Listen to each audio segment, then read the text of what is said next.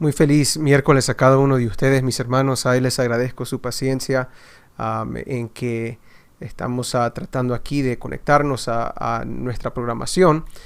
Muy buenas noches a todos y de nuevo espero de que cada uno de ustedes esté con bien y bajo las bendiciones de nuestro Dios. Espero de que estamos teniendo una buena señal. Tuvimos que reabrir algunas cosas y arreglar algunas cosas aquí. De nuevo, este es el desafío con hacer las cosas en vivo, pero espero de que cada uno de ustedes me esté escuchando bien y esté recibiendo esta señal con bien. Rápidamente, mis hermanos, de nuevo, gracias por conectarse con nosotros. Rápidamente, como ustedes vieron hace unos segundos, esos son los anuncios de lo que viene en nuestra programación a continuación en la semana. El viernes tendremos estudio, el sábado en la mañana tenemos nuestra escuela sabática a las 10, a las 11 vamos a tener el pastor Ezequiel González con el tema Al que venciere. En la tarde a las 4 vamos a tener nuestra conversación en inglés acerca de la identidad adventista. A las 6 p.m. tendremos una sociedad de jóvenes especial y aquí ustedes pueden ver el anuncio de la sociedad de jóvenes, la clase de 2020. Vamos a estar celebrando los que se han graduado en nuestra iglesia, así que les invitamos a que se puedan unir con nosotros a ese programa. Va a ser un programa muy bonito, un poquito diferente, no lo que acostumbramos, ¿verdad? Pero eso va a estar presente. Y de paso, les recuerdo que el viernes, que es nuestro siguiente programa, tenemos el estudio titulado La imagen y marca de la bestia, ¿verdad? Entonces se va a hacer este viernes a las 7:30 p.m. 7:30 p.m. Como ustedes saben, mis hermanos, este es un miércoles de estudio, ¿verdad? Así que nosotros estamos aquí para estudiar la palabra de Dios y para asegurarnos de que podamos aprender un poco juntos, ¿verdad? Un poco de las cosas que están pasando en las escrituras. Y hoy tenemos algo diferente. Generalmente nosotros, y es más, creo que les puedo enseñar el anuncio aquí. Generalmente nosotros los miércoles tenemos el estudio del libro de Génesis. Y hoy nosotros vamos a tomar un descanso por asuntos del calendario del libro de Génesis, y más bien vamos a tener un tema fuera del libro de Génesis, sino vamos a estudiar un tema titulado Lo sagrado en manos del enemigo. Y de nuevo quiero saludar a todos los que se están conectando con nosotros. Gracias por tenernos un poquito de paciencia ahí mientras nos conectábamos.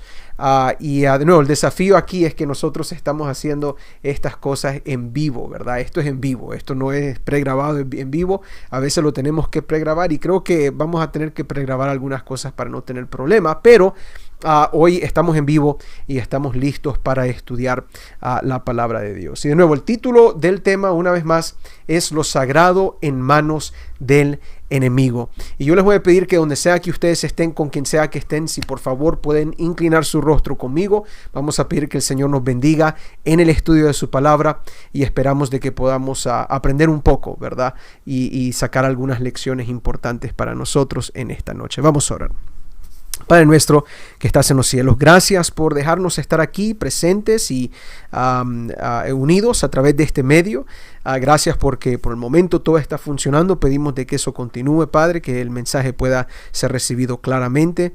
Y rogamos, Padre, de que al entrar al estudio de tu palabra, todos, donde sea que estemos, podamos ser bendecidos, podamos ser guiados por el Espíritu Santo y más que nada que podamos recibir palabra desde lo alto, desde las Escrituras, desde tu trono. Gracias por estar con nosotros esta noche.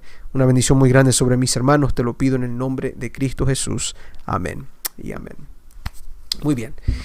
Mis hermanos, de nuevo, nosotros hoy tenemos miércoles de estudio y nuestro tema es un poquito diferente a lo que hemos acostumbrado del libro de Génesis. Y más bien vamos a estudiar algo un poquito diferente. La Biblia nos dice a nosotros que justo antes que Moisés regresa a Egipto para liberar el pueblo de Israel de la esclavitud, Moisés tuvo un encuentro con Dios. Éxodo capítulo 3 nos describe lo que sucedió, ¿verdad? Moisés se había vuelto pastor de ovejas y de repente en una ocasión cuando él lleva las ovejas al monte Horeb, él se encuentra con una zarza que ardía en fuego. pero nunca se consumía esta zarza. Entonces era algo extraño, algo raro, era algo que él nunca había visto. Y Moisés decide investigar lo que estaba sucediendo en esta zarza. Y dicen las escrituras en Éxodo capítulo 3, versículos 4 y 5, que viendo Jehová que él iba a ver, él se va acercando a la zarza, ¿verdad? Y Dios lo mira. Y dice, viendo Jehová que él iba a ver, lo llamó Dios de en medio de la zarza y dijo, Moisés, Moisés. Y él respondió, heme aquí. Y dijo, no te acerques, quita tu calzado de tus pies, porque el lugar en que tú estás, tierra santa es. Ahora, la Biblia a nosotros no nos da ninguna indicación de que antes de estos versículos, sea el monte de Horeb o ese pedazo de tierra era tierra santa. No tenemos eso del todo. Y tampoco vemos en la Biblia, antes de Éxodo 3, que esta zarza donde se manifestó era una zarza especial. De acuerdo al texto y basado a lo que Dios le dice a Moisés, la tierra donde Moisés pisaba era tierra santa, porque la presencia de Dios estaba ahí. Escúcheme una vez más. El lugar era un lugar santo porque Dios estaba ahí. No había nada especial en la tierra, no había nada especial en la zarza. Realmente lo que hacía especial ese lugar era la presencia de Dios. La presencia de Dios, donde sea que se manifiesta, vuelve lo ordinario en santo y especial. ¿Okay? Donde sea que estemos, vuelve lo ordinario en santo y especial. Y esta verdad yo creo que se manifiesta, se mira muy claramente cuando el pueblo de Israel construye el santuario conocido como el tabernáculo en el desierto. Ahora, este es un texto que yo he mencionado muchas veces porque es muy importante, pero es bueno recordarlo. Si ustedes se recuerdan, cuando Dios da las instrucciones para construir el santuario, la Biblia dice en Éxodo 25:8 que Dios le dice a Moisés, y harán un santuario para mí y habitaré en medio de ellos. De nuevo, harán un santuario. Dios está diciendo, mira, ustedes me van a construir este santuario y mi presencia va a estar allí en medio de ellos. Ahora, este santuario, como ustedes lo ven en la pantalla, básicamente era una colección de muebles y carpas. Y por supuesto, los materiales que se usaron en la construcción del santuario eran materiales importantes, con mucho valor, eran caros los materiales, oro y linos y estos materiales que venían, en muchas ocasiones venían de Egipto, eran cosas de alto valor. Y por cierto, eso le da valor a lo que estaba sucediendo en la construcción del santuario.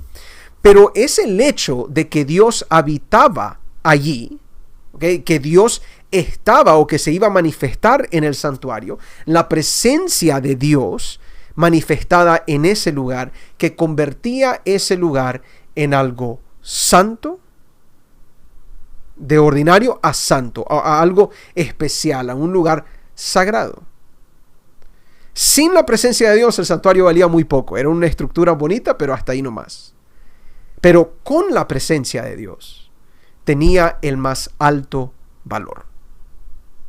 Ahora, esta verdad de la santidad, de la presencia de Dios, se manifiesta aún más claramente en los detalles que encontramos en el santuario, en la estructura mismo de este santuario. Y si ustedes se recuerdan, el santuario está compuesto de 3 partes, ¿verdad? Y ustedes pueden ver un dibujo de estas 3 partes. Tenemos el atrio, el lugar santo y el lugar santísimo. Ahora, yo quiero que usted analice lo que usted está viendo en la pantalla por un momento. De acuerdo a lo que estamos viendo, aparentemente hay un lugar que es más santo que los otros 2. Y tenemos que hacer la pregunta, ¿por qué es que hay una sección que es más santa que las otras? ¿Okay? ¿Por qué es que hay un lugar santísimo hay un lugar santo y está el atrio, ¿verdad? Pero definitivamente a lo que entendemos, a cómo se le llamaba estos lugares, a estas secciones, el lugar santísimo era el lugar más santo de todos. Ahora uno dice, bueno, si la presencia de Dios está ahí, entonces es porque el lugar es santo, ¿verdad? Si Dios está presente, el lugar es santo. Pero ¿qué hacemos cuando hay un lugar santísimo? ¿Qué hacemos con eso? ¿Por qué es que el lugar era esta sección, esta tercera parte, más santo que los otros, más sagrado que los otros? Bueno, la Biblia nos da algunas respuestas acerca de esto. Y vamos a sacar nuestra Biblia por un momento. Déjenme ver si podemos poner, porque quiero, de nuevo, vamos a estudiar estas cosas. Así que vamos a poner aquí nuestra Biblia en la pantalla. Si me dan un segundo aquí. Aquí está. Perfecto, ok. Entonces yo creo que ahora ustedes van a ver mi Biblia aquí en la pantalla. Vamos a sacar aquí nuestra versión Reina Valera 1960 y vamos a buscar Éxodo capítulo 25, versículo 22. Ahora yo quiero que ustedes noten, esto es muy interesante, ¿ok? Hablando de por qué el lugar santísimo era más santo que los otros lugares.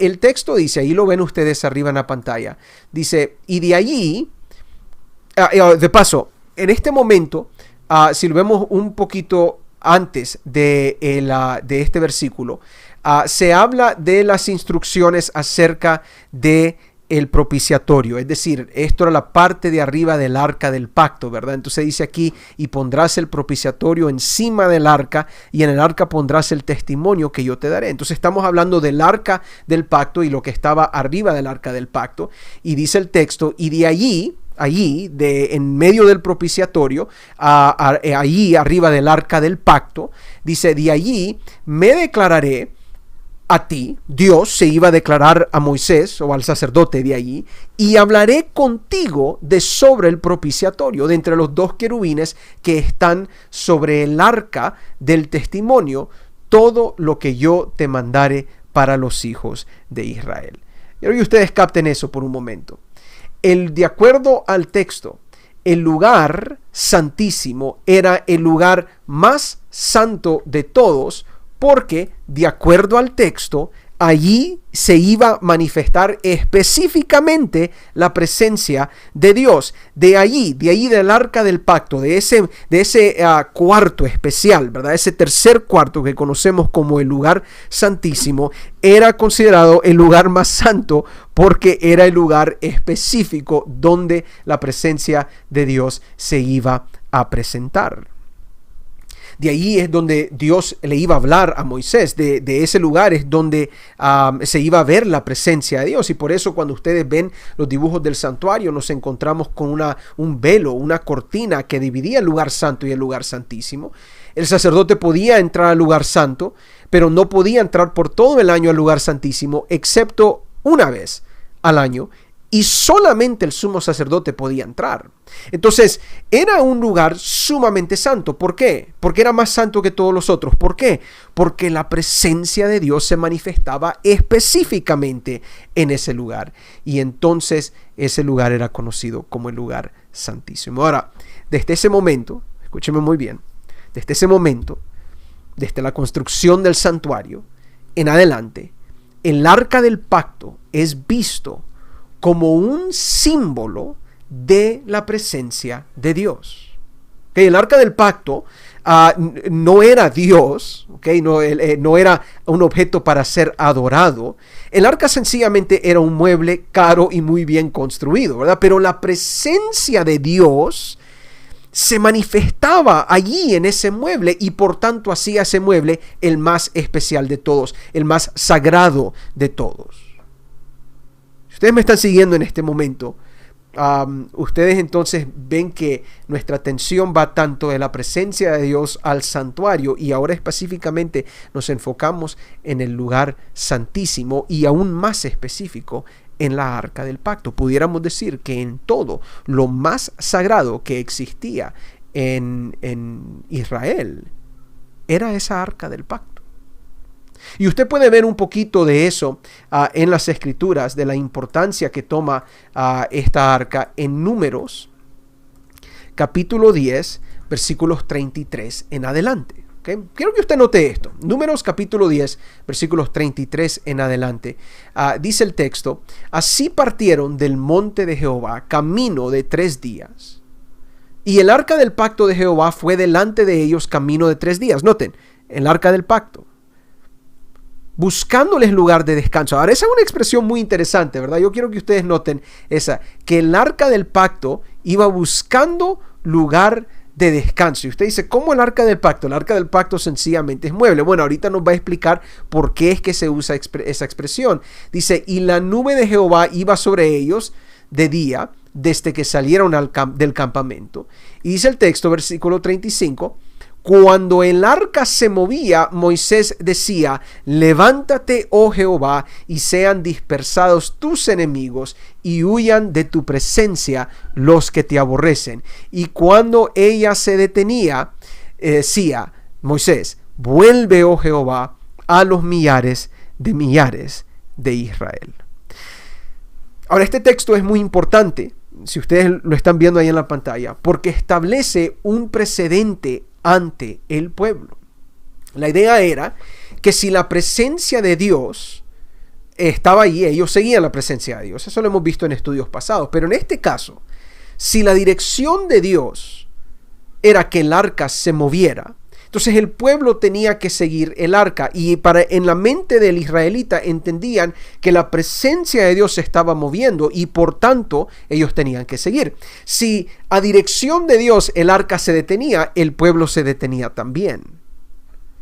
En otras palabras, Dios usa el arca para mostrarle al pueblo que Dios está en medio de ellos. Y el pueblo entonces, cuando ve el arca, sabía que Dios estaba con ellos. Muy interesante eso, ¿verdad? Cómo es que ellos captaban este símbolo del arca, cómo ellos captaban eso. Y de paso, a mis hermanos que se están conectando con nosotros, gracias, ¿verdad? Si usted está viendo el video después, gracias también.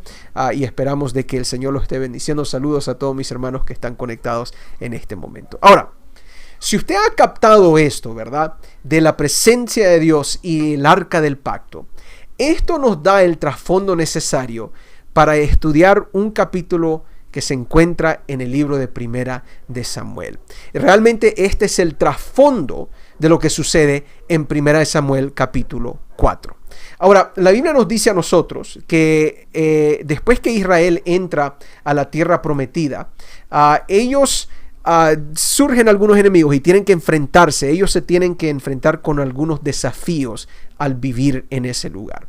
Y se encuentran con algunos enemigos. Y tal vez el más grande, o tal vez el enemigo más conocido en este entonces, es Filistea, ¿verdad? Y aquí ustedes pueden ver un mapa de dónde quedaba Filistea. Filistea se había estacionado ahí al ladito del mar. Si ustedes ven bien sus pantallas, van a poder ver que ahí en medio dice Jerusalén, donde dice Jebuseos, allá abajito dice Jerusalén, ¿verdad? Y esa más o menos era la tierra de Canaán, la tierra que ellos estaban poseyendo. Ahora, los filisteos son muy famosos, en particular por la historia de David y Goliat, ¿verdad? Y usted sabe que esta es la historia que hace famoso a los filisteos en cierta manera, porque la historia de David se lo enseñamos a los niños, ¿verdad? Pequeñitos, lo repetimos, una historia espectacular, realmente una historia increíble de fe en Dios. Pero mucho antes de este momento de David y Goliat, que era un soldado filisteo, mucho antes de esto, en el tiempo de los jueces, los filisteos ya eran enemigos del pueblo de Dios. Si ustedes recuerdan la historia de Sansón, igual, ¿verdad? Él peleó contra los filisteos. En una ocasión con un hueso vino y mató a muchos filisteos porque eran enemigos del pueblo de Dios. Y eventualmente Sansón es capturado por los mismos filisteos, se enamora de una mujer filistea, etc. Y como nosotros veremos en este capítulo de 1 Samuel 4, eventualmente los filisteos se comienzan a hacer un problema muy grande. Y en el tiempo de Samuel, cuando él es profeta, tal vez al principio de su ministerio, aún antes que Israel tuviera rey, los filisteos ya estaban causando estos problemas grandes, como lo vemos con Sansón, ¿verdad? Entonces, 1 Samuel 4 nos describe a nosotros una gran escena de batalla entre los filisteos y los israelitas. Y miremos lo que sucede al principio de este capítulo. Vamos a ir aquí a nuestra Biblia de nuevo, a Primera de Samuel, capítulo 4, y vamos a ir al versículo 1. Así que Primera de Samuel, capítulo 4, versículo 1. Y ustedes notan, el texto comienza diciendo: Samuel habló a todo Israel. Así que él ha entrado a ser profeta, pero no va a tener un papel todavía importante en esta historia, todavía, ¿verdad? Pero miren lo que dice el texto. Por aquel tiempo salió Israel a encontrar en batalla a los filisteos y acampó junto a Ebenezer, y los filisteos acamparon en Afec. Dice: y los filisteos presentaron la batalla a Israel, y trabándose el combate, ¿verdad? Aquí estamos leyendo en el versículo 2, dice el texto: Israel fue vencido delante de los filisteos, los cuales hirieron en la batalla, en el campo, como a 4,000 hombres. Entonces, quiero que usted mire un poquito, ¿verdad?, la escena que se está presentando aquí. De acuerdo a la Biblia, nosotros tenemos un momento donde Israel, dice el texto, Israel sale al encuentro con los filisteos. No es que los filisteos lo buscaron a ellos, sino es que Israel es el que sale a encontrar batalla contra los filisteos. En este caso, de nuevo, no fue Filistea que comienza el pleito, sino Israel que comienza el pleito. Y también ustedes van a notar en el texto que aunque nos dice que Samuel en este entonces le habla a todo Israel, Samuel no da dirección de que ellos vayan y ataquen a Filistea, ¿verdad? A los filisteos. No hay instrucción del todo. Sencillamente la Biblia nos dice a nosotros que ellos decidieron ir a batallar en contra de los filisteos. ¿Y cuál fue el resultado de esto? De acuerdo a la Biblia, nos dice que el resultado fue una gran derrota, ¿verdad? Gran derrota, tanto que 4,000 hombres murieron, de acuerdo al texto. 4,000 hombres murieron. Ahora, tomemos un momento, ¿verdad?, para ver qué es lo que viene después. Y pónganle mucha atención a lo que va a suceder inmediatamente. Ellos ya se fueron derrotados, 4,000 hombres, ¿verdad? Y ahora viene el interrogante: ¿por qué es que perdimos? Noten lo que dice el texto, regresando aquí a nuestras Biblias. Dice aquí, Primera de Samuel, capítulo 4, y versículos 3 y 4. Y dice aquí: cuando volvió el pueblo al campamento, los ancianos de Israel dijeron: ¿por qué nos ha herido hoy Jehová delante de los filisteos? Traigamos a nosotros de Silo el arca del pacto de Jehová, para que viniendo entre nosotros nos salve de la mano de nuestros enemigos. Este fue el versículo que leímos ahorita, el versículo 3, ¿ok? Toma un momento para analizar lo que usted está viendo en la pantalla. Piénselo bien, ¿ok? ¿Cuál fue la respuesta de ellos a ver su situación? Ellos habían sido derrotados. Y cuando ellos analizan su derrota, la conclusión es que perdieron, noten, perdieron porque Dios no estaba con ellos. Esa fue la conclusión que ellos cayeron. Dios no estaba con ellos. ¿Fue correcta la conclusión? No sabemos. De repente sí, de repente no. Pero ellos por lo menos están pensando, ¿verdad?, no, fuimos derrotados porque Dios no estuvo con nosotros. Y ellos, recuérdense lo que Números 10 decía, ¿verdad? Que cuando el arca del pacto se movía, Moisés se levantaba y decía que los enemigos fueran dispersados. Y curiosamente usted ve otros ejemplos. Cuando el arca, cuando la presencia de Dios meramente,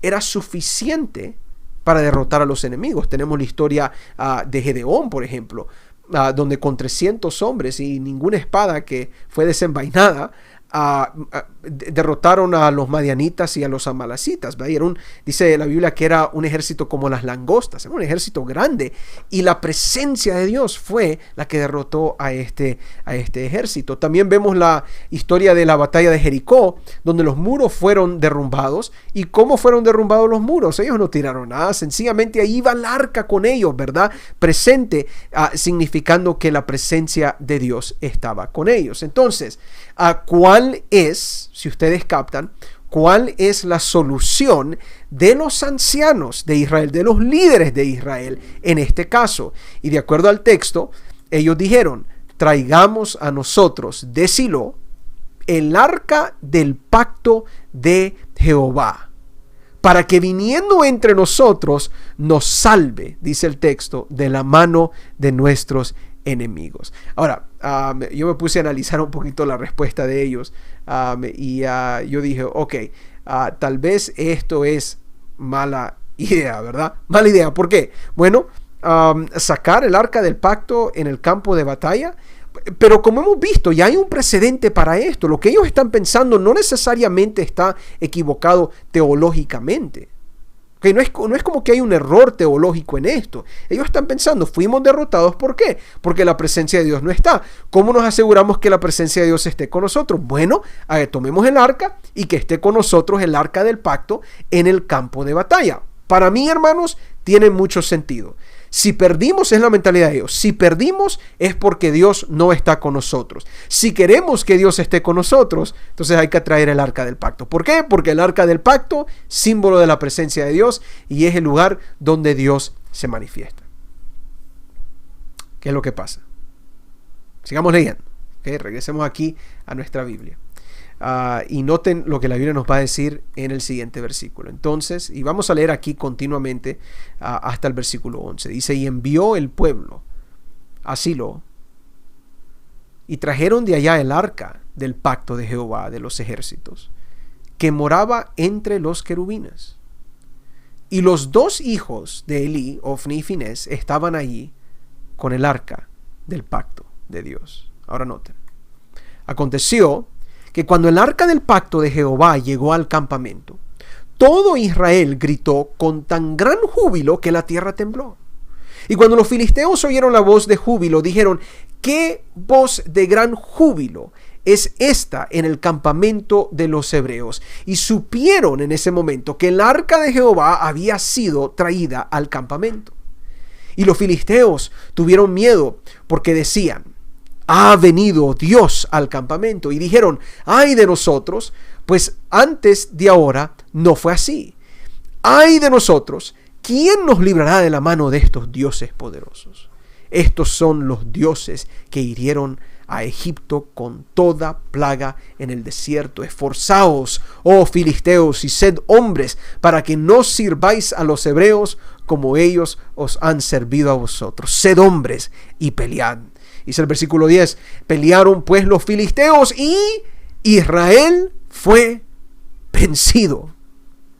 Y huyeron, dice, cada cual a sus tiendas, y fue hecha muy grande mortandad, pues cayeron de Israel 30,000 hombres de a pie. Y eso es lo que contaron los hombres de a pie. Y para colmo, dice el versículo 11, y el arca del pacto fue tomada, y muertos los dos hijos de Elí, Ofni y Finés. Mis hermanos, ¿qué pasó? A ver si podemos contestar esto. ¿Qué fue lo que pasó en este texto, en esta historia? ¿Okay? Aparentemente ellos tenían un plan que estaba perfecto, ¿verdad? Que estaba listo, necesitamos la presencia de Dios para tener victoria. Claro que sí, ¿verdad? Uno diría, amén, si queremos tener victoria, necesitamos la presencia de Dios. Se traen el arca del pacto, pero en vez de salir vencidos, dice la Biblia que esta fue una derrota catastrófica. Porque ellos no solo perdieron 30,000 hombres, dice el texto, sino que también perdieron el arca del pacto. También perdieron el arca del pacto. Dice, el pueblo fue derrotado por segunda vez, 30,000 hombres mueren. Y lo peor de todo es que el símbolo de la presencia de Dios, el mueble más importante en Israel, el mueble donde se manifestaba la presencia de Dios, ya no estaba. Ya se fue. Se quedó en manos del enemigo. Lo sagrado quedó en manos del enemigo. Y la pregunta que nosotros tenemos que hacer es ¿por qué? Si el arca representaba la presencia de Dios y el arca estaba con ellos, ¿por qué fueron derrotados? ¿Qué nos puede decir la Biblia acerca de la presencia de Dios en este caso.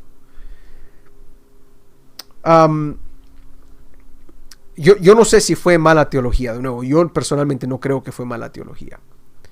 Pero lo que sí les puedo decir es que fue un error. Al final todo esto fue un error.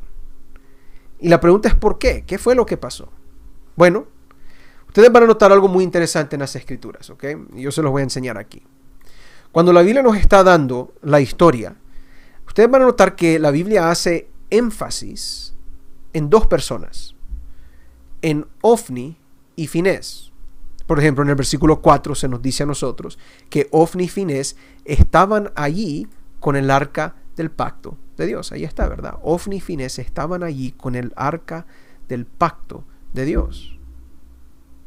Y Ofni y Finés, si ustedes no saben, ¿verdad? Eran, como dice el texto, eran los hijos de Elí. Y en este entonces, ellos eran los hijos del sumo sacerdote. Elí era el sumo sacerdote en aquel entonces. Él era, capten esto, él era el hombre principal encargado de las cosas sagradas de Dios. Es más, como sumo sacerdote era el único que podía entrar al lugar santísimo y ofrecer sacrificio en el propiciatorio, el único que podía entrar y estar en la presencia de Dios.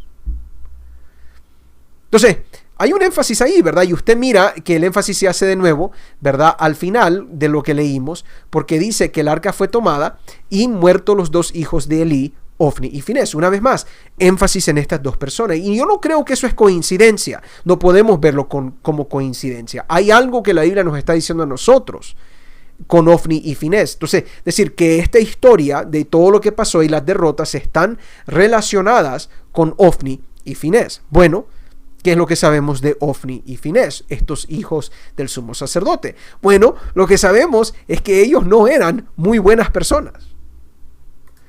Ellos eran personas desafortunadamente malas, por lo menos en el sentido de lo que Dios esperaba de hijos de un sumo sacerdote. Si nosotros regresamos atrás en nuestras Biblias y vamos a 1 Samuel, capítulo 2, ¿ok? El versículo 2, y ustedes lo pueden ver subrayado ahí, pero eso les voy a hacer un poquito mejor para ver. Esto es lo que la Biblia nos dice a nosotros de los hijos de Elí, del sumo sacerdote. Dice, los hijos de Elí eran hombres impíos y no tenían conocimiento de Jehová. Hombres impíos, sin conocimiento de Jehová. Un poquito más adelante la Biblia nos dice a nosotros, era pues muy grande delante de Jehová el pecado de los jóvenes, porque los hombres menospreciaban las ofrendas de Jehová. Estos jóvenes a los cuales se está refiriendo son los hijos de Elí, Ofni y Finés, porque eran jóvenes. Y es más, un poquito más adelante, en este capítulo, en los versículos 22 al 25, capten mucho las palabras que Elí va a decir en este entonces y lo que la Biblia nos menciona, hablando de estos jóvenes, de Ofni y Finés. Dice, pero Elí era muy viejo y oía de todo lo que sus hijos hacían con todo Israel, y cómo dormían con las mujeres que velaban a la puerta del tabernáculo de reunión. Y les dijo Elí a sus hijos, ¿por qué hacéis cosas semejantes? Porque yo oigo de todo este pueblo vuestros malos procederes. No, hijos míos, porque no es buena fama la que yo oigo, pues hacéis pecar al pueblo de Jehová. Y si pecare el hombre contra el hombre, los jueces le juzgarán. Mas si alguno pecare contra Jehová, ¿quién rogará por él? Pero ellos, dice el texto, no oyeron la voz de su padre, porque Jehová había resuelto hacerles morir. Mis hermanos, los hijos de Elí habían perdido todo respeto a las cosas sagradas de Dios. Ofni y Finés rehusaron, ¿verdad? Como ustedes ven aquí en el texto, ellos, vamos aquí, como dice el texto, ¿verdad? Pero ellos no oyeron la voz de su padre, ellos rehusaron escuchar la palabra de Dios y sus amonestaciones. Y noten que no era tanto que ellos pecaban, sino que ellos pecaban dentro del lugar más sagrado en Israel. Dice que ellos se acostaban con las mujeres allí a la puerta del santuario, ahí nomasito. Y por culpa de ellos, noten, por culpa de ellos el pueblo pecaba. Dice Elí a sus hijos, pues hacéis pecar al pueblo de Jehová. Entonces, el pueblo aparentemente tenía una influencia, o ellos eran influenciados por Ofni y Finés, pero hay que ser más específico porque el texto nos dice un poquito más, ¿verdad? Dice el texto, porque yo oigo de todo este pueblo vuestros malos procederes. En otras palabras, todo el pueblo sabía las cosas que Ofni y Finés estaban haciendo dentro del santuario, con las cosas del santuario, allí a las puertas del santuario. Todo el pueblo sabía. Todo el pueblo lo comentaba. Pues claro, ¿verdad? Porque el santuario era el lugar más sagrado de Israel. Ellos eran personas importantes, eran hijos del sumo sacerdote. Y esto entonces, todos ellos, el pueblo sabía. De paso, esta es una buena lección. Hijos, lo que nosotros hacemos refleja a nuestros padres, ¿ok? Nuestros padres pueden tener alguna posición de liderazgo, sea en la iglesia, en su trabajo, lo que sea, pero nuestra responsabilidad también es honrar a nuestros padres. Ofni y Finés no estaban haciendo eso con Elí. Y si ustedes piensan, ¿verdad? Cuando el pueblo sufre la primera derrota y ellos deciden sacar el arca del pacto, ellos ignoran los pecados de Ofni y Finés. ¿Y cómo sabemos que los ignoran? Pues ellos ponen a cargo, o por lo menos permiten, de que en el campo de batalla Ofni y Finés estén allí presentes. Regresemos a este texto para que ustedes miren esto, ¿verdad? Dice el texto, y envió el pueblo, el pueblo es el que está dando estas órdenes. Vayan, los ancianos, los líderes, vayan, agarren el arca, ¿verdad? Trajeron el arca del pacto de Jehová de los ejércitos, y dice, y los dos hijos de Elí, Ofni y Finés, estaban allí con el arca del pacto de Dios. Allí el pueblo estaba permitiendo estas cosas. En luz de todo esto, el Espíritu Profecía dice algo muy interesante acerca de este momento. Ustedes lo van a ver aquí, Patriarcas y Profetas, página 631, dice el texto. La autoridad de Dios había sido puesta a un lado en este entonces, y su culto descuidado y menospreciado, y se había hecho necesario que Él interviniera para sostener el honor de su nombre. Noten, en este entonces, conociendo todo lo que Ofni y Finés estaban haciendo, las barbaridades que ellos estaban haciendo, el pueblo, al ignorar esas cosas y permitir que ellos estuvieran ahí al lado del arca en el campo de batalla, ellos estaban menospreciando el culto a Dios, estaban descuidando el culto a Dios.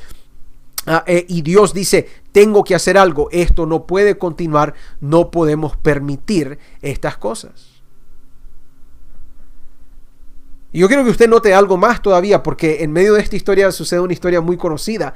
Si ustedes se recuerdan, es en este momento, justo antes de esta derrota, donde tenemos la historia del pequeño Samuel, del niño Samuel. Y si ustedes se recuerdan, el niño escucha la voz de Dios, ¿verdad? Samuel escucha en la noche y él piensa que es Elí que lo está llamando. Él está ahí sirviendo en el santuario. Y entonces él va a Elí, papá de Ofni y Finés, al sumo sacerdote. Él va a Elí y le dice a Elí, ¿qué pasó?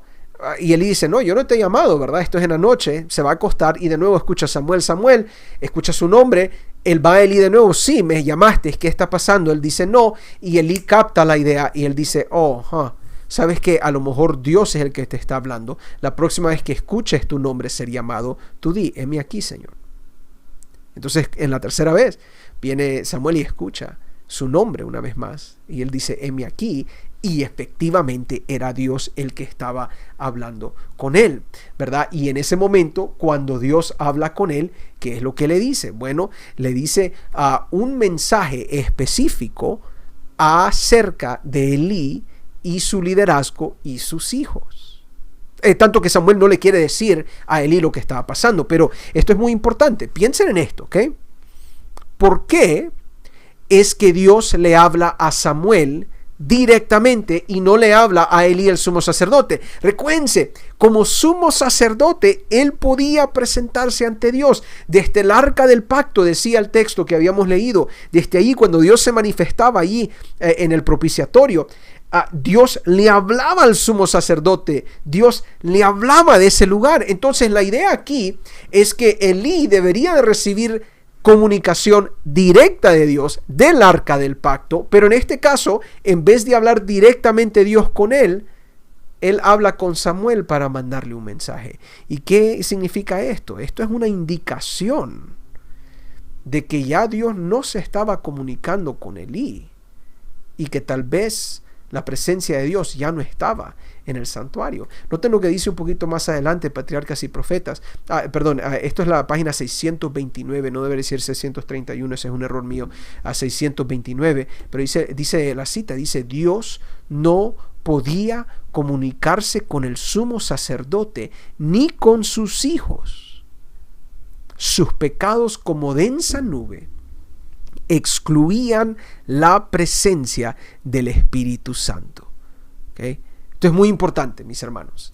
Si Dios no se estaba comunicando con el sumo sacerdote y usó a un niño para comunicarse con ese sumo sacerdote, bueno, lo que encontramos es un problema significativo, ¿verdad?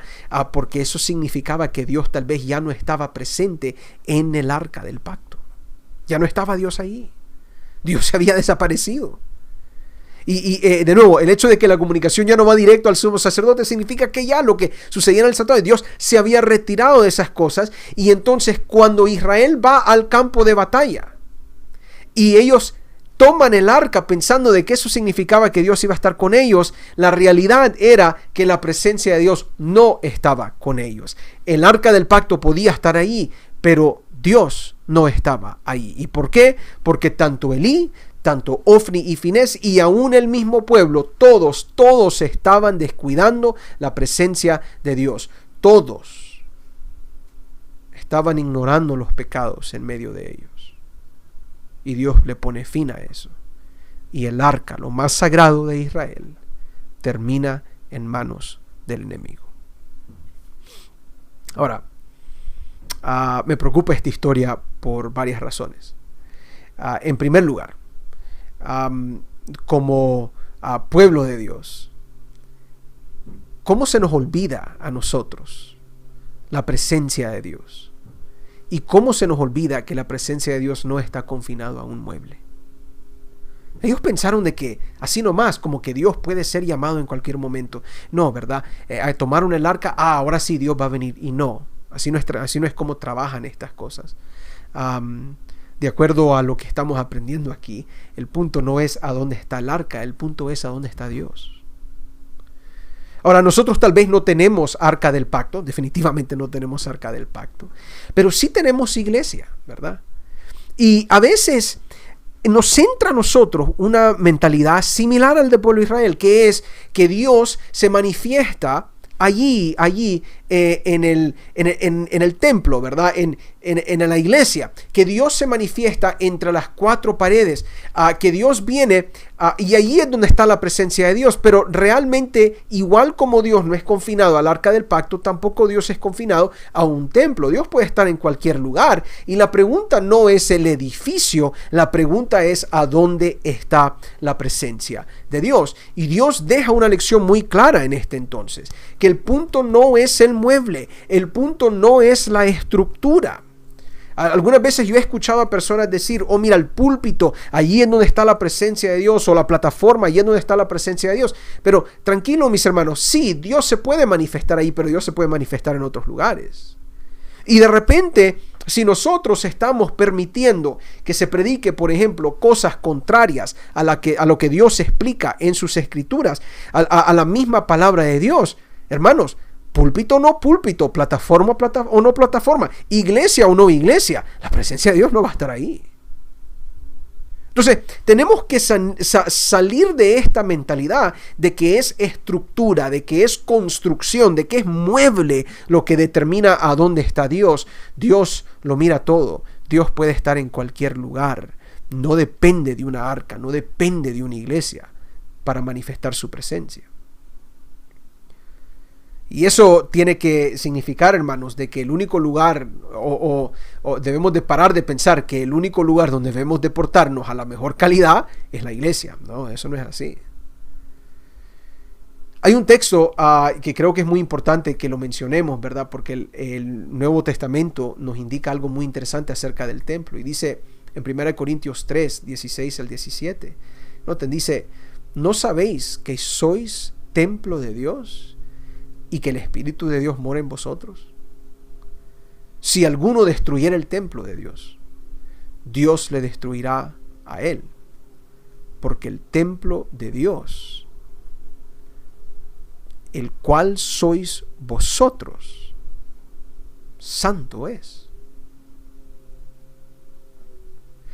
Piensa en las palabras de Pablo.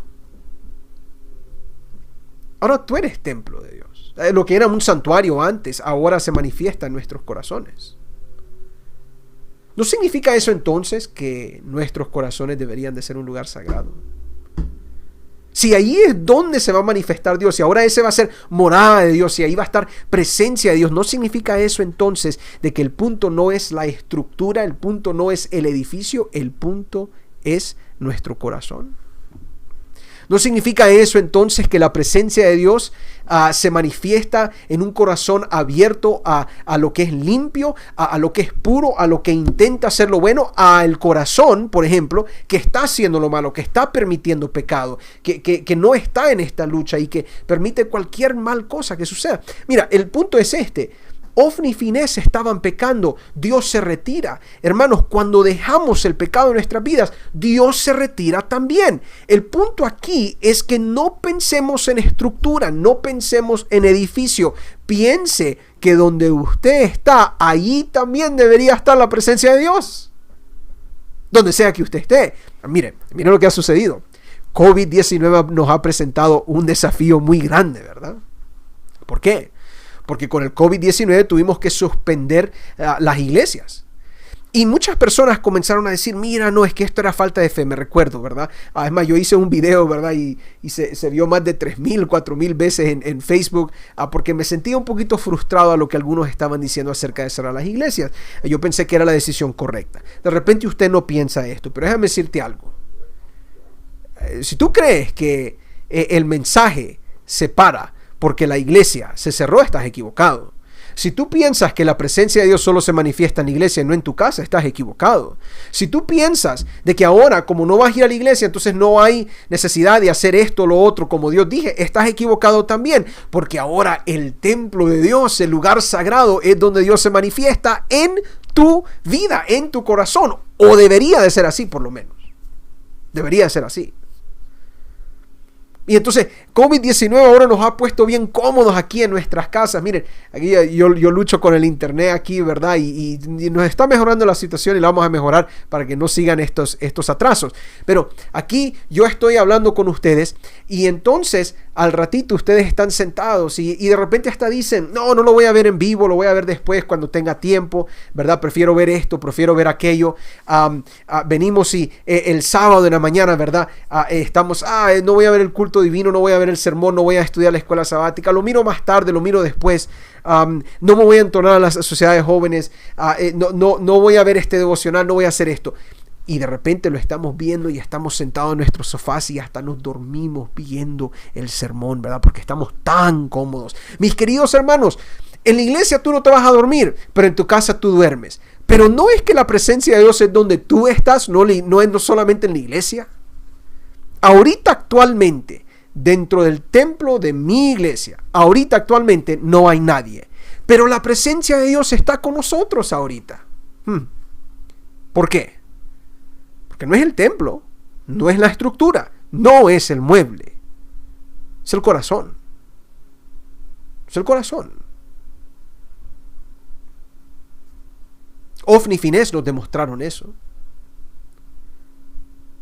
Y el pueblo sufrió gran derrota, perdió. Y aquí estamos nosotros diciéndole, Señor, necesitamos victoria en nuestras vidas. Ok.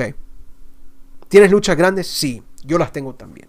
Y aquí estamos diciendo al Señor, Señor, quiero tener victoria en mi vida. ¿Usted dice amén a eso? Yo creo que ustedes dicen amén a eso. Tengo las grandes luchas, Padre, necesito que me des la victoria. Voy a luchar. Ok. ¿Qué es lo que necesitas? No necesitas la presencia de Dios. ¿Cómo se manifiesta la presencia de Dios? Y déjame decirte, Dios quiere manifestarse en nuestras vidas. Dios quiere estar presente con nosotros. No es como que tenemos que rogarle a Dios para estar. No, pero el gran problema es que muchos queremos victoria sin la presencia de Dios y no funciona así. Pero lo contrario es verdad también. Si nosotros estamos dentro de la presencia de Dios, si estamos en la presencia de Dios, si estamos bajo la presencia de Dios, si estamos presentes en la presencia de Dios, hay victoria para cada uno de nosotros, lo puede haber. Entonces el punto aquí con todo esto, es que lo sagrado puede caer en manos del enemigo. Y ahora yo no estoy hablando del arca del pacto, estoy hablando de tu vida. Dios ha designado ese un lugar sagrado porque en tu vida, en tu corazón, Dios se puede manifestar. Y pues, si le cerramos la puerta a Dios, el enemigo se apodera de nuestras vidas. Y entonces, en ese momento, lo sagrado, tu corazón, está en manos del enemigo. Dios no quiera. Dios no quiera eso.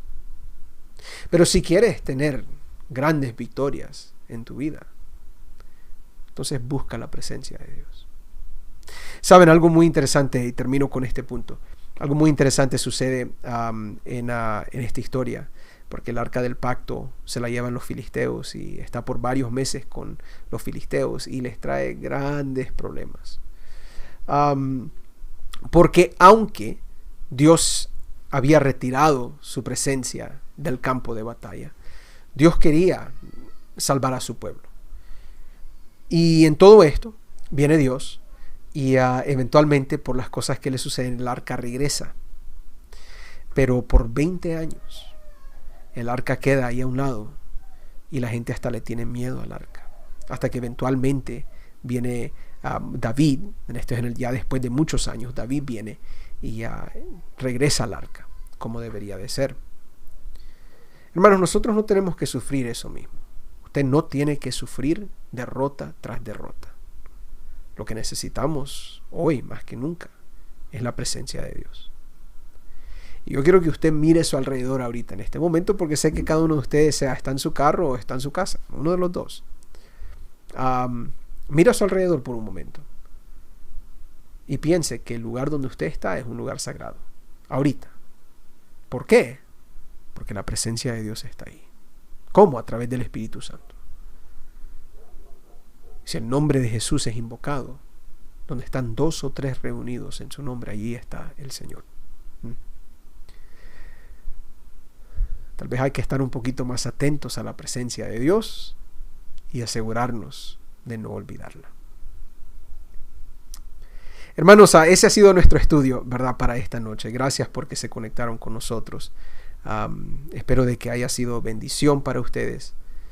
Compártenlo si pueden, ¿verdad? Comparten nuestros devocionales los lunes, nuestros momentos de oración los martes, y los estudios miércoles y viernes también, para que otros puedan escucharlo. Pero es mi deseo en esta noche de que cada uno de ustedes pueda sentir la presencia de Dios en su vida. Y si no, que hoy podamos pedir por eso. Yo les voy a pedir en este momento que inclinen su rostro conmigo. Vamos a orar. Padre nuestro, gracias por dejarnos estudiar la palabra de Dios, por tu palabra. Gracias por dejarnos analizar los textos y ver cuán importante es tu presencia. Donde tu presencia está es el lugar santo. Padre, estamos pidiendo de que nos ayudes a entender cuán importante es que sintamos y que pidamos tu presencia en nuestro medio. Queremos tener grandes victorias en nuestra vida, pero no lo queremos hacer fuera de tu presencia. Y queremos estar seguros de que cada uno de nosotros está dentro de esos atrios, dentro del lugar santo, del lugar santísimo, representado por Cristo ahorita, pero eventualmente poder llegar y estar contigo para siempre. Pero mientras tanto, ayuda a que nuestros corazones sean el lugar donde tú habites, que sea el lugar donde tú cambias y transformas y mejoras. Y como una casa en renovación, que nuestras vidas tú puedas ir mejorando las cosas, haciendo las cosas más bonitas, porque tú estás en nosotros.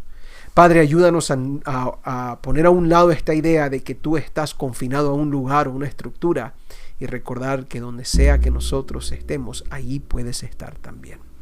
Bendice a mis hermanos que han estado con nosotros esta noche en nuestro estudio. Pedimos de que cada uno de ellos pueda ser bendecido y te agradecemos, Padre, por dejarnos tener esta transmisión. Pedimos tu bendición esta noche y si es tu voluntad nos reunimos de nuevo el viernes para seguir estudiando tu palabra. Te lo pedimos en el nombre de Cristo Jesús. Amén y amén. Muy bien, mis hermanos, gracias por conectarse con nosotros. Gracias a todos mis hermanos, a los que nos mandaron un mensaje aquí, ¿verdad? A nuestro hermano José Jiménez, a Memo, a nuestro hermano Fernando, a nuestra hermana Lidia, allá en Barstow, a nuestro hermano Toledo, a mi mamá Katia Aguinaga, a nuestro hermano Armando Sánchez, a ¿quién más? A nuestro hermano Daniel, ¿verdad? Saludos a usted, a nuestra hermana María Bernal. Gracias por conectarse con nosotros. Yo voy a terminar con algunos anuncios. Les invito a que se queden por unos minutitos, ¿verdad? Solo para que estén al tanto de lo que está pasando. Pero rápidamente, yo les mencioné estos anuncios. Como ustedes pueden ver, ¿verdad? Tenemos lo que viene durante esta semana. El viernes vamos a tener el estudio número 12 de la serie, el último aviso al mundo, los 3 mensajes angélicos, la imagen y marca de la bestia con su servidor. Así que vamos a estar estudiando eso. También les recordamos el sábado de regreso, ¿verdad? Tenemos la escuela sabática por nuestro hermano Francisco Salinas, cómo vivir de acuerdo con la palabra de Dios, el culto divino, el sermón, el pastor Ezequiel González, titulado Al que venciere, nuestro invitado a través de nuestras redes. Vamos a estar hablando de la identidad adventista a las 4 y a las 6 tendremos nuestra sociedad de jóvenes, que es una sociedad de jóvenes especial que va a estar reconociendo a nuestros graduados del 2020. Así que esos son los anuncios, las cosas que vienen, ¿verdad? Y obviamente la siguiente semana, el lunes devocional, martes momentos de oración y regresamos en una semana en los miércoles de estudio. También les quisiera recordar, mis hermanos, 2 cosas. En primer lugar, la iglesia está haciendo planes de reabrir nuestro templo el 11 de julio. Y vamos a tener más información para eso. En particular este sábado. Ustedes van a ver algunos anuncios importantes para eso. Eso es lo primero. Lo segundo es que el problema del COVID-19 está creciendo, ¿verdad? Y eso significa que nosotros estamos teniendo que tener mucha más precaución. Y hermanos, se los voy a decir ahorita porque lo vamos a repetir después, pero creo que esto es muy importante. Cuando nuestra iglesia abra y entremos a nuestros servicios de nuevo, mis hermanos, respetemos las pautas necesarias. Los contagios más grandes que han sucedido cuando grupos de personas se reúnen. Y nosotros no queremos que nuestra iglesia sea un lugar de contagio, a un lugar donde se esté propagando el virus. Entonces, esto significa, hermanos, va a ser difícil, ¿verdad? Pero ya vayan pensando que cuando vayamos a la iglesia no nos podemos dar la mano. Nos tenemos que lavar las manos bastante. Vamos a tener que tener los abrazos, ¿verdad?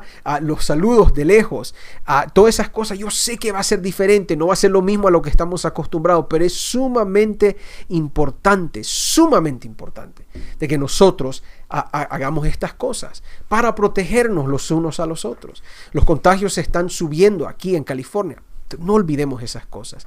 Pero el 11 de julio tenemos planes de reabrir con muchas diferentes sugerencias, ¿verdad? Y cosas que les vamos a pedir a ustedes y van a recibir más información de eso.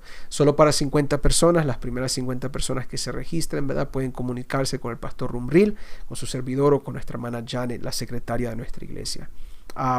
Fuera de eso, mis hermanos, vamos de nuevo, más información este sábado, pero esperamos de que estos anuncios les ayuden, ¿verdad? Y que estén al tanto.